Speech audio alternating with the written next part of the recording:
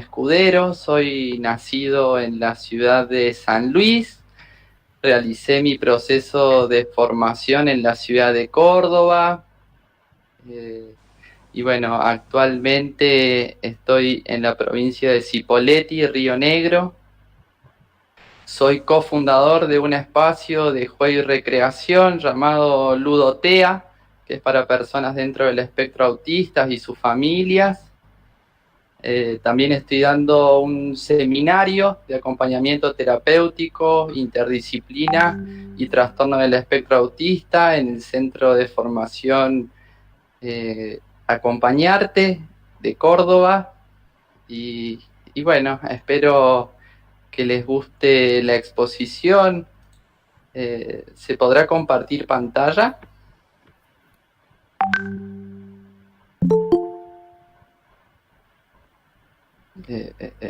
A ver.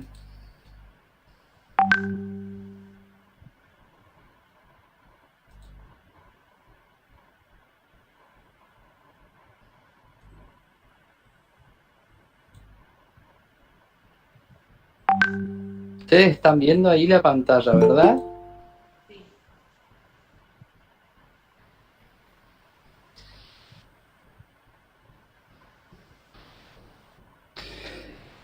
Bueno, ¿sí? Sí, sí, se ve perfecto. Buenísimo. Sí, sí se ve.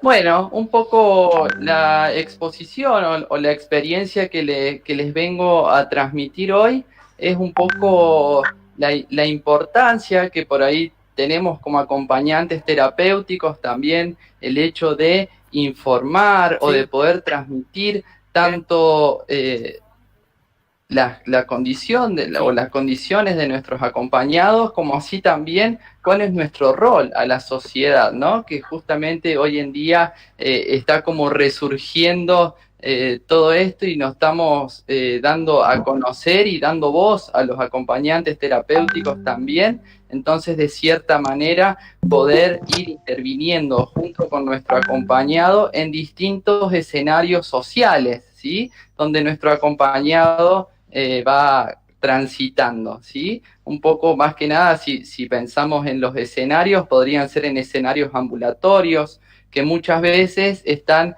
muy enlazados también con los escenarios domiciliarios, ¿sí?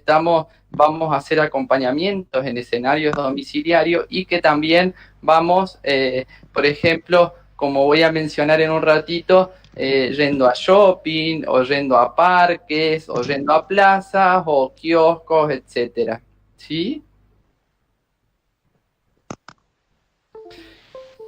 Entonces, uno de los objetivos que pensé para este trabajo, creo que es muy necesario tener la posibilidad de transmitir las maneras y condiciones de nuestro acompañado, dimensionalidades en la comunicación y posibles intervenciones en el escenario inmediato, ¿sí? A continuación voy a contar dos anécdotas en dos escenarios, tanto reducidos como son, por ejemplo, un shopping, y también en escenarios amplios, ¿sí?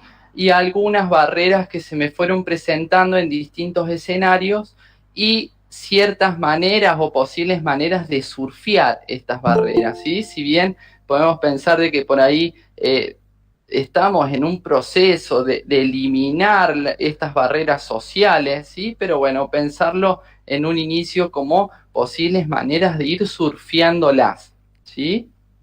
Un poco para poner en contexto, voy a presentar experiencias que tuve con mi acompañado. Él está dentro de la condición del espectro autista y bueno, en su dimensionalidad, tanto de comprensión, de abstracción, ¿sí? Y de simbolización, él a la hora de comunicarse necesita apoyos visuales, ¿sí? Como por ejemplo fotos o dibujos, ¿sí? Más también denominado pictogramas, y también con habla asignada, ¿sí? Entonces, algunas barreras que fui encontrando en algunos contextos, como por ejemplo en reducidos, la falta de accesibilidad comunicacional y cognitiva, ¿sí?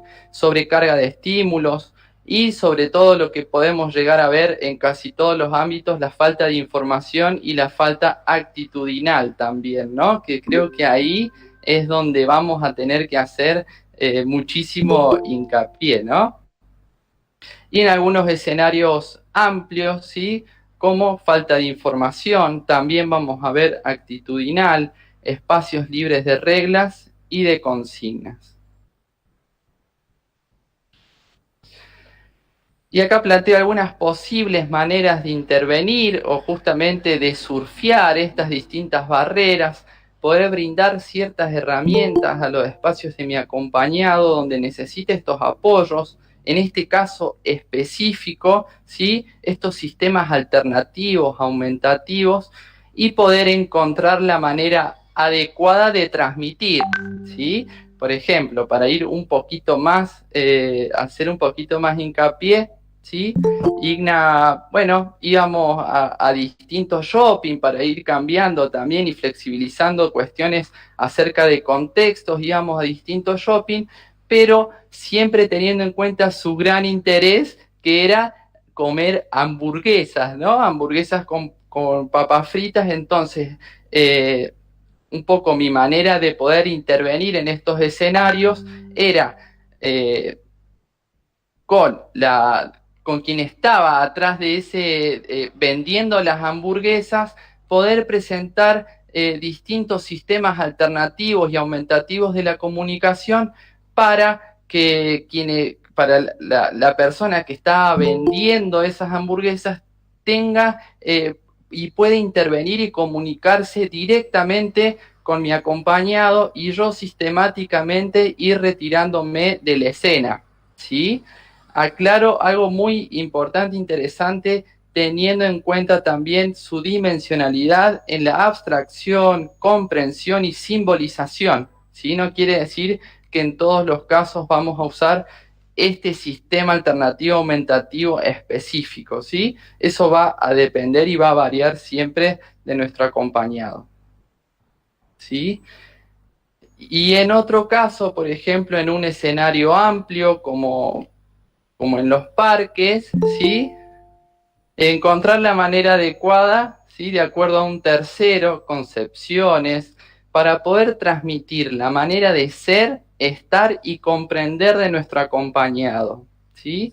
En este caso específico, estábamos en un parque, ¿sí? Donde bueno, había un señor, ¿sí? Al lado de... había, bueno, quienes son de Córdoba, en el parque de Kempes, ¿sí? Que es un parque donde hay toboganes y muchísimos espacios, digamos, de diversión para niños, ¿sí?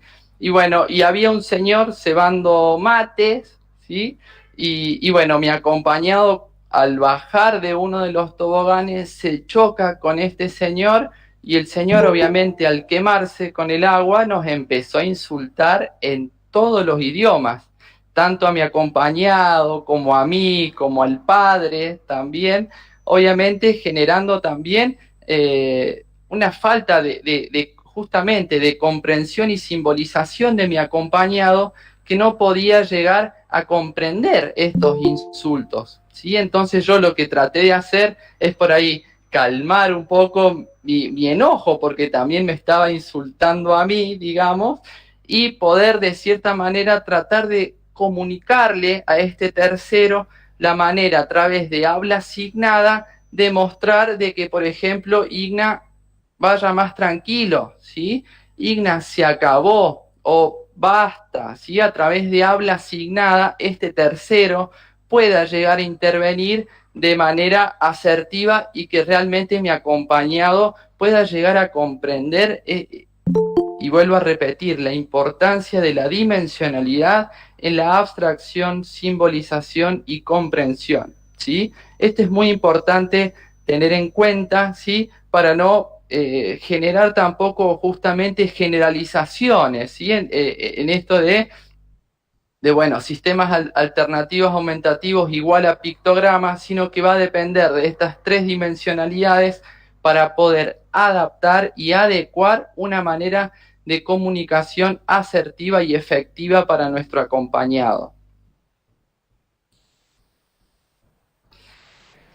Para esto es muy importante, obviamente, tener infinita paciencia observacional. Esto es un fragmento que saco de María Rosa Nico, que ella es terapista ocupacional de Panacea, ¿sí? que es una asociación para personas con autismo, que me parece súper interesante, ¿no? Infinita paciencia observacional, ¿sí? Para detectar la mejor manera de intervenir con este tercero y de qué manera poder comprender el objetivo de su intervención en este contexto inmediato de mi acompañado, ¿sí? Yo por lo general utilizo mucho el humor, ¿sí? Si bien, bueno, en el segundo ejemplo claramente estaba como un poco enojado, pero bueno, se entendió. Pero, por ejemplo, en las hamburgueserías o en los lugares donde mi acompañado iba, trataba de darle un toque de humor, como por ejemplo, él lo que hacía al llegar a estos espacios, por ejemplo, era, imagínense los carteles de promociones de hamburguesa, él agarraba, los sacaba todos del lugar y los apilaba. ¿Sí? Entonces yo como intervenía a través del humor diciendo, bueno, tienen repositor nuevo o tienen alguien que le acomoden los carteles, ¿sí? Como ir también tratando de ir surfeando estas barreras, a mí me favoreció mucho como intervenir desde el humor para poder llegar a darle una vuelta de tuerca, ¿no? Sobre todo pasa en las personas con TEA, lo que nos viene a desafiar como sociedad también es que es algo que no se ve a simple vista, ¿sí? Entonces hay mucha generalización, muchísimos prejuicios, muchísimas cuestiones que vienen por ahí asociadas y que justamente nos vienen a desafiar como sociedad. Bueno, y acá no me da el tiempo como para poder pensarlo, charlarlo, sí, pero acá puse una experiencia de una mamá que se sube a un colectivo con sus dos hijos, uno de ellos con TEA, ¿sí? Y justamente plantea una situación muy interesante de colectivo hasta que se baja, ¿sí? Intercambios tanto con el chofer como con la gente que iba dentro del colectivo, ¿sí? Entonces, bueno, un poco la idea era poder pensarnos de qué manera podemos llegar a intervenir con ese escenario o ese entramado social, ¿sí? Si es que existe la posibilidad. Nunca, la realidad es que nunca, o sea, no siempre va a existir esta posibilidad de poder intervenir con este entramado social, ¿sí? Pero como para pensar, ¿sí? Justamente a la hora de transmitir estas herramientas como acompañante, pensar en sistemáticamente ir desvaneciendo estos apoyos o este acercamiento, por así decirlo, ¿sí? Ir de a poquito retirándonos de la escena para que en el entramado social brindemos las herramientas y que no haga falta que estemos siempre como un traductor, ¿sí? En ese caso, por ejemplo, pensemos en esta hamburguesería, la motivación que generó también en mi acompañado, que no tenga que estar yo traduciéndole, sino que él tenía un contacto directo de qué era lo que quería en ese momento, ¿sí? De qué quería comer o tomar, ¿sí? Entonces creo que me parece muy interesante justamente esto, ¿no? Pensar en brindar herramientas para prácticamente ir desvaneciendo estos apoyos o estas intervenciones. Si quieren, después yo les paso esto. Es un relato muy lindo como para pensarlo. Justamente esto, ¿no? Como sociedad, la mayoría de las veces se plantean barreras desde la sociedad. Entonces creo que también es un entramado muy interesante para poder intervenir desde ahí, ¿no? Así que bueno, sin perder más tiempo, después estaré dispuesto a sus preguntas, a sus dudas o aportes. Eh, Acá les dejo mis redes por si se quieren contactar, no tengo ningún problema. Y bueno, también dispuesto a pasarle el trabajo. Yo siempre estos trabajitos escritos los comparto, porque bueno, también pensando que es un tiempo muy Mariano, no es acotado. poco, a ver. ¿Sí? ¿Se corta?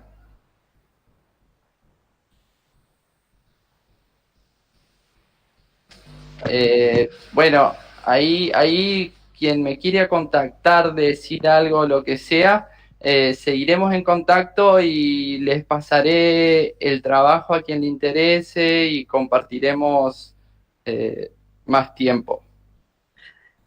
Mariano, me encantó todo lo que soy una de las interesadas en tus trabajos. Te comento, aparte de coordinar este espacio, estoy dentro del espectro autista, soy TEA, y lo que acabas de decir lo siento muy personalmente. La falta de accesibilidad y de comunicación, tanto como de instrumentos alternativos o argumentativos, es algo que carece totalmente en todas las ciudades, no solo en Córdoba. Y me toca muy de lleno porque soy autista, madre de 2 personas, autismo, y, y sin embargo me ves aquí estudiando la tecnicatura y comprendo muchísimo lo que estás diciendo porque trabajo muchísimo con esta cuestión. De hecho, te invito a que cuando se haga la presentación del libro yo presento con respecto a estos temas, de justamente uno de los temas es el tema de la comunicación, eso que vos habías hablado del habla signada y muchas cuestiones más. Pero vamos a dejar al final las preguntas, las inquietudes y le vamos a dar espacio a nuestra compañera que continúa con su exposición, Natalia Noelia Gurau, ¿puede ser? Jurado, jurado, ¿Se encuentra? jurado. ¿Sí? ¿Se escucha? Sí, por ¿Se ahí escucha? tengo, sí, por ahí tengo problemas para pronunciar los apellidos, pero tengo entendido que, bueno, sos de acá, de Tucumán, y que vas a hablar sobre los acompañantes terapéuticos en inclusiones escolares. Así es. Bueno, me Y presento. Buenos días. Mi nombre es Natalia Noelia Jurau. Yo soy acompañante terapéutica. También soy estudiante de la tecnicatura de acá de Tucumán. Para los que no me conocen, aparte de lo que hago del estudio y todo esto, yo soy miembro de la escuela, de la primera escuela de Argentina, que está acá en Tucumán, de niños con parálisis cerebral adaptado en andadores. También pertenezco a una ONG, digamos que es una de cadena de favores de Tucumán, donde se ayuda a gente en casos de vulnerabilidad. Bueno, a eso me dedico y bueno, y para empezar, digamos, voy a sacar la auricular porque no me escucho bien. sí, hay un poquito de problema con la comunicación. Creo que, no sé si soy yo. ¿Ahí me escucha mejor? Sí, sí. Bueno, entonces como le decía, yo pertenezco tanto a la escuela, que es como mamá, porque yo tengo un niño con parálisis cerebral que un día quiso jugar al fútbol y lo veían como un obstáculo, entonces como varios padres hicimos esta escuela que es para chicos adaptados en andadores, sillas de ruedas, y para que puedan los niños jugar al fútbol a su manera.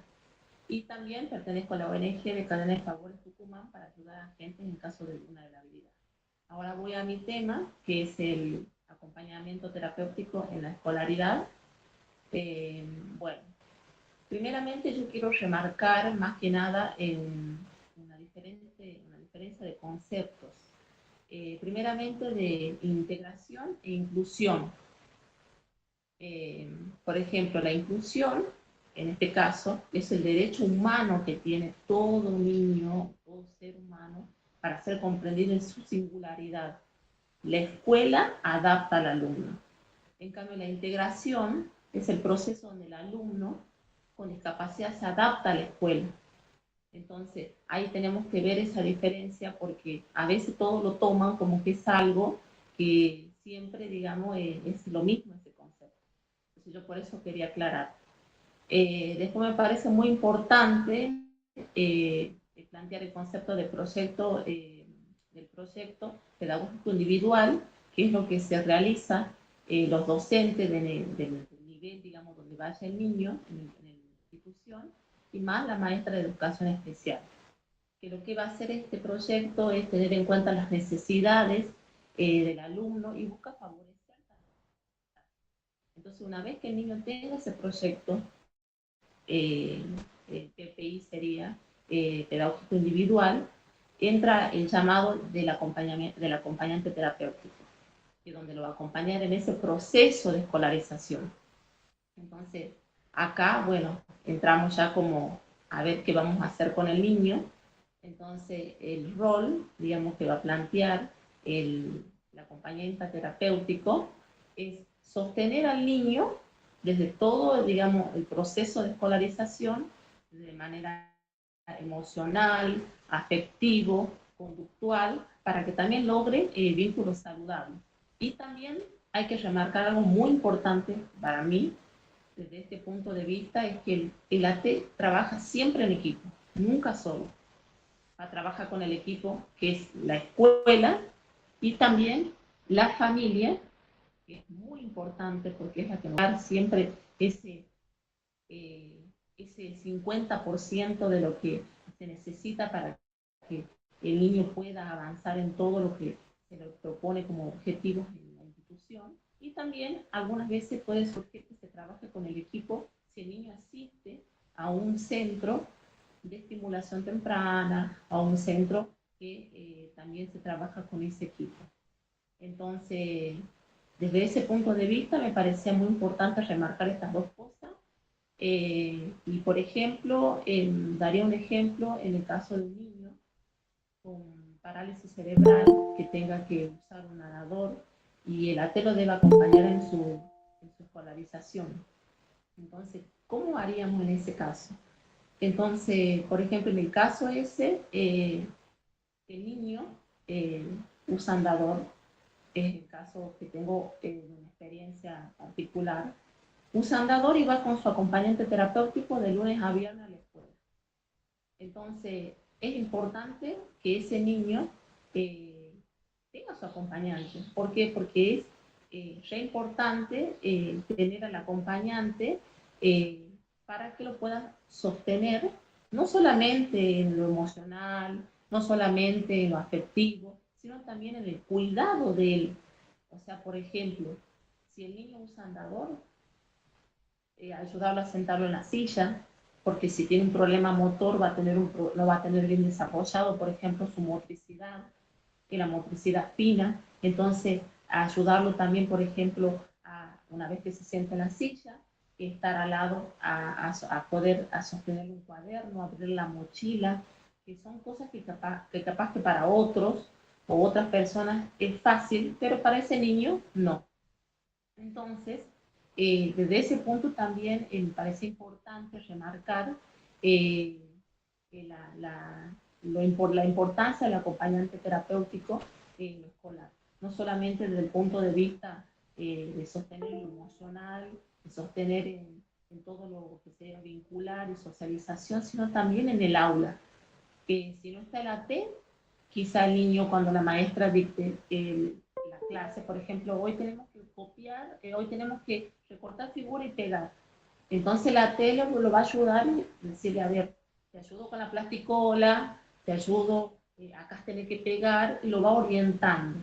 Así hasta que vaya logrando, a medida que pase el tiempo, que es su autonomía. Entonces, bueno, eso me parece muy importante como ejemplo, darlo como experiencia que me contaron. Y también, para finalizar, digamos, bueno, y también muy importante que siempre el trabajo de la T tiene que estar supervisado. Supervisado para que se pueda lograr todo el objetivo que se plantea, digamos, en lo que sería el rendimiento escolar, académico del niño. Y para finalizar, quiero remarcar que estoy de acuerdo con muchas cosas que habló mi compañero. Todavía falta mucho, mucho trabajo para derribar todos esos prejuicios, esas barreras y estigma que tiene el niño con discapacidad, no importa cuál sea. Primeramente, una de las cosas que se debe cambiar son las políticas de Estado. Por ejemplo, acá en Tucumán, las infraestructuras. Yo conozco 2 plazas solamente donde hay un juego adaptado para niños que tengan una discapacidad, por ejemplo, motora o cualquier otra discapacidad. Y existe como 50 plazas en Tucumán, pero hay solamente 2. Abrieron un parque inclusivo, que cuando vas al parque inclusivo, que yo en mi experiencia fui a visitarlo, van otros niños también al parque y no dan ese lugar. Y vos como mamá o como AT le tenés que decir, ¿me puedes dar el lugar para que el niño pueda jugar? Eso son una de las cosas también de la concientización, digamos, de las personas.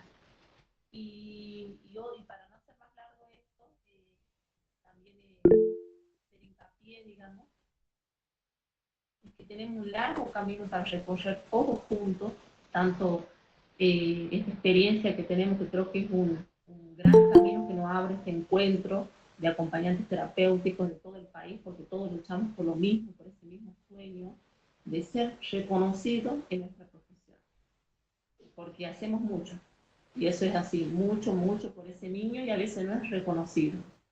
Entonces, yo estoy muy contenta de participar en esto, y creo que, bueno, con el tiempo lo lograremos, ese reconocimiento en la profesión, y tenemos que seguir trabajando para que se logre. Muchas gracias.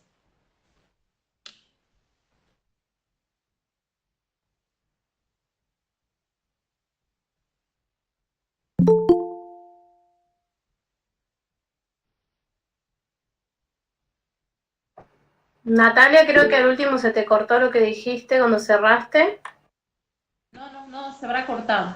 Lo que yo decía al final, que tenemos un largo camino para recorrer todos juntos, tanto todos los acompañantes terapéuticos, digamos, para lograr ese reconocimiento en la profesión. Porque en algunos países está la ley, en algunas provincias, disculpe, está la ley, en otros no, pero en sí no es muy reconocida nuestra profesión, esa labor que se hace y que es muy, muy importante. Entonces, con eso quería finalizar, que es muy importante lograr ese reconocimiento, y creo que estamos logrando de a poquito. Este primer encuentro nacional de acompañantes terapéuticos me parece un gran paso. Estoy muy contenta de haber participado, es mi primera vez que participo, y me llena de felicidad de todo lo que está logrando. Así que dispuesta a cualquier pregunta que me quieran hacer, y también a cualquier información que quieran preguntarme de las otras cosas que realizo, y a compartir, digamos, mi proyecto, que me lo presenté, digamos, al equipo, para que puedan tener, digamos, alguna información, ya que somos de diferentes provincias. Y bueno, yo acá en Tucumán, como decía, hay varias cosas que todavía se deben cambiar. Muchas gracias. Muchas gracias a ustedes, la verdad, cosas que son muy importantes de conocer, y sobre todo de diferentes lugares. Y bueno, abro el debate, quien quiera hacer preguntas, consultas. Me parece que son 2 temáticas muy interesantes que tienen que ver con la integración, la inclusión, que eso creo que es lo que unifica a estos 2 temas. Y bueno, los dejo a que consulten, charlemos, que esto no sea algo como la facultad, que esto es un momento ameno, como una charla de café, donde nos podamos conversar y sacar dudas, y aunque parezcan tontas, nada es tonto, las preguntas son muy enriquecedoras para todos.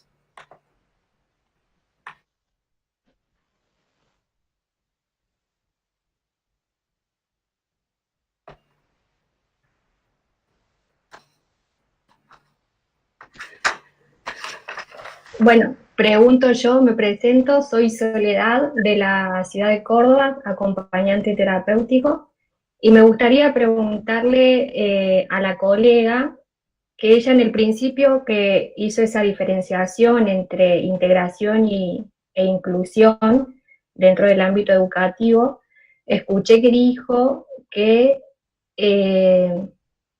la escuela adapta al niño, o sea, o al estudiante.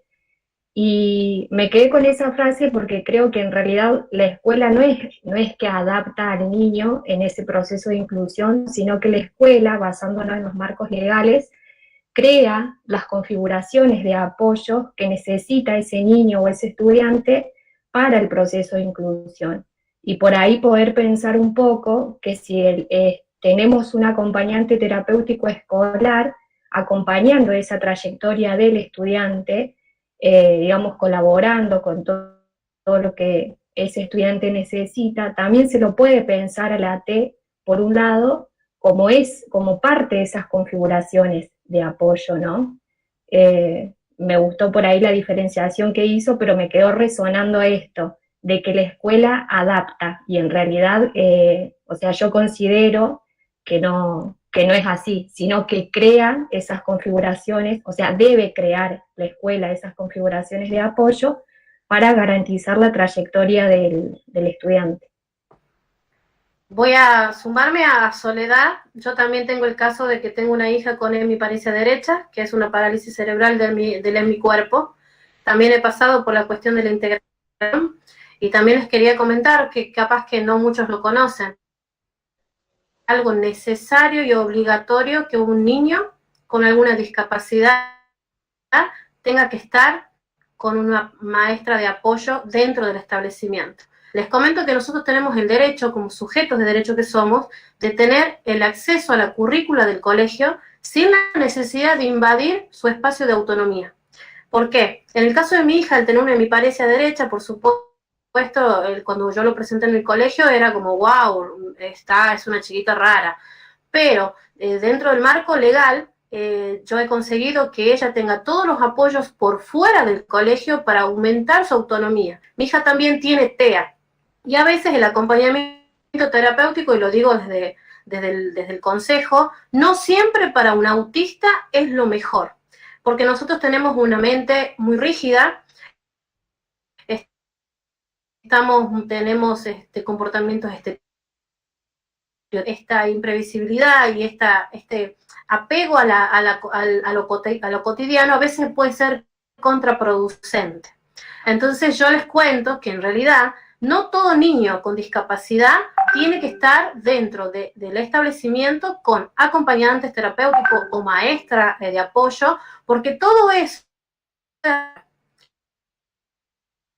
mía. Y sobre todo tenemos el derecho de pedir la currícula del colegio y hacer el apoyo extracurricular.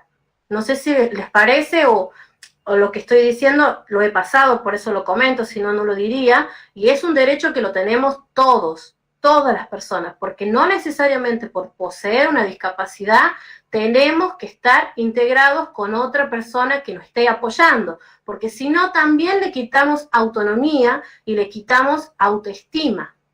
Y para mí esto es fundamental también agregar, porque también me pasó de cerca, y en los autistas, ahora refiriéndome a Mariano, el acompañamiento terapéutico tiene que ser un periodo a veces medio corto o intercalado, interpuesto con otro quizás, porque a nosotros nos cuesta mucho el desapego de la persona que me acompaña, después cuando no está, me desestructura.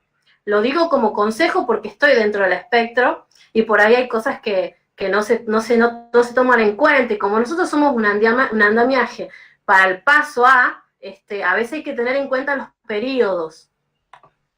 Le contesto Sí. a Soledad. Yo cuando hablé de la integración, que se hace esa diferenciación, yo dije que es un proceso de integración donde el alumno con discapacidad se va a adaptar a la escuela. ¿En qué sentido lo dije? Porque es un proceso donde, bueno, van a intervenir millones de elementos para que pueda darse, pero más que nada quería remarcar con un ejemplo que se va a adaptar a la escuela porque va a depender, digamos, también de todo el equipo. porque a veces, como ejemplos, por ejemplo, pueden agarrar, crear todo el proyecto, digamos, de la necesidad del niño, la estrategia, tiene la maestra integradora, la del grado, todo, pero en algún punto hay algo que está fallando, y no lo están adaptando al niño. No lo están adaptando al niño. Y sé de casos de que lo daban por obvio, sí, se ha entendido, total tiene su AT, pero el AT no era su maestro, tenía que estar la maestra integradora. Entonces a eso me refería, que era un proceso de construcción, o sea, un proceso donde el alumno con discapacidad se va a adaptar a la escuela. Eso dije de la integración. No sé si quedó claro.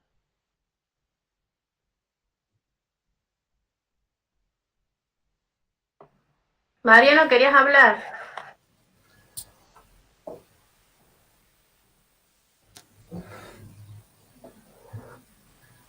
Me parece súper interesante, justamente lo que hablaba un poco, dos cuestiones se me vienen, muy importante a destacar que vi Victoria, como la importancia de no generalizar, ¿sí? Si bien son cuestiones como un poco características, por así decirlo, cuestiones de... más que nada de las funciones ejecutivas, por ahí desafíos en la flexibilidad, ciertos desafíos, pero me parece súper interesante, creo que en todo, no generalizar, sino poder ir viendo en el caso a caso bien particular, a ver de qué manera puede llegar a ser una intervención ajustada, ¿sí? Pero creo que lo importante, y creo que lo mencioné y me parece importante seguir como resaltándolo, la importancia del desvanecimiento de los apoyos, y creo que esto sí generalizado a todo lo que pensemos, ir desvaneciéndonos, o sea, ir desvaneciendo los apoyos que vamos brindando a medida de que las habilidades se van adquiriendo, ¿sí? Entonces, a medida de que junto con el equipo vamos dando cuenta de que ciertas habilidades se van adquiriendo, ir sistemáticamente desvaneciendo los distintos apoyos, ¿sí? Eso nomás me parece como súper interesante, y esto sí, como en el acompañamiento en general, si bien el apoyo en sí destaca esto, pero me parece importante pensar en justamente esto, desvaneciendo, que bueno, por ejemplo, en el caso de que les comentaba de la hamburguesería, mi desvanecimiento fue ir retirándome, ¿sí? Ir alejándome de la situación, ¿sí? O sea, creo que eso está bueno siempre tenerlo en cuenta, porque si no, justamente no vamos a dar paso a esa autonomía o esa posibilidad de poder generar y no ser, que lo mencioné hace un ratito, y por ahí nosotros no ser esto como el traductor de mi acompañado en este caso específico, ¿no? Entonces, bueno, que se pueda comunicar él directamente con la hamburguesería, en este caso, con quien le vendía la hamburguesa, y yo, fíjate cómo sistemática, pero de verdad que sistemáticamente me iba retirando un paso, a medida de que yo iba viendo de que iba adquiriendo esa habilidad, mi desvanecimiento del apoyo era ir retirándome de la escena, ¿sí?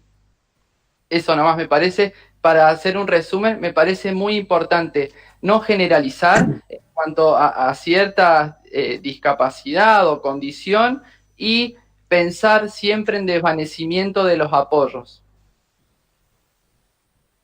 Sí, en eso te apoyo totalmente, porque por ahí hay un prejuicio de que quizás necesitamos apoyo de por vida, o que somos personas que necesitamos constantemente al otro, y es algo que yo te voy a recalcar, que me gusta que digas, nosotros no debemos ser intérpretes de ellos, para nada, y te lo digo desde el punto de vista autista. Yo me he cansado de leer literatura, libros, y el DSM-5, el DSM-4, Valdés y el 10.000, y todos son intérpretes de nosotros basados en criterios, y es nos deja de lado de cómo nos autopercibimos y cómo somos nosotros en nuestra particularidad y singularidad dentro del espectro, como cualquier neurotípico lo es.